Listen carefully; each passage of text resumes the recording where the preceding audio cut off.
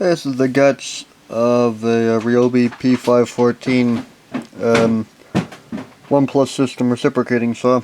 Just have the thing open because it was cleaning out some crap and just a bit of an internal mechanical inspection, and fairly simple as you'd expect one of these things to be. It's just a 18 volt brushless or brushed motor, made March 11th 2013. I guess probably in the neighborhood of, I'd say, 1/10 of a horsepower, maybe a 1/5 peak.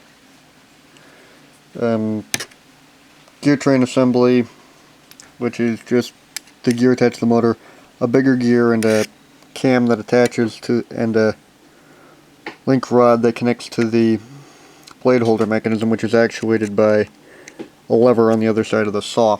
That's a toolless blade change feature that this saw has. And this, I guess, is probably either magnesium or pot metal, because it seems really kind of on the hard side, but it might be pot metal, I don't know. Also, because if it was harder than that, it'd be magnesium. Battery contact assembly, this piece of metal, which is really just a cable retention bracket to just hold all the wires in so they don't snag on the battery. And there's this thing, which is a standard module that's used in a lot of these type of cordless power tools. It's just a combination on-off switch and variable duty cycle PWM oscillator that operates somewhere in the neighborhood of, I'd say, 400 cycles per second to 1,000 cycles per second. The FET is mounted externally on a piece of about 100 mil to 1/8 inch aluminum sheet that's just bended around the case of the thing. It's a ST Microelectronics P75 NS04Z, so that's a 75 ampere peak 40 volt FET, which seems fairly typical rating. And inside that thing there's going to be a pair of switch contacts, which are actuated as soon as the trigger is pressed a little bit. And then there's a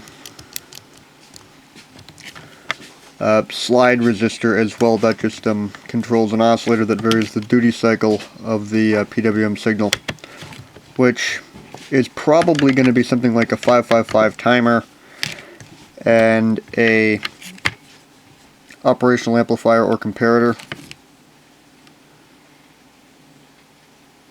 And because that's about the simplest circuit I know that will work, as well as probably a potential regulator, just because I don't know how many of those will be good at 18 volts. I know there are comparators, but that's kind of on the upper end of what the 555 can handle. And probably the operational amplifier or comparator has high current output buffers, or hopefully it does, just for driving the FET, although given that it's only operating at a few hundred cycles per second, really aggressive high current drive circuitry isn't really needed.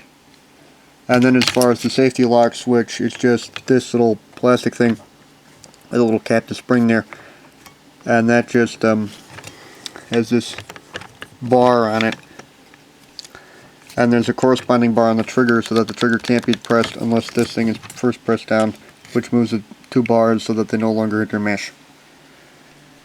And that's pretty much the thing.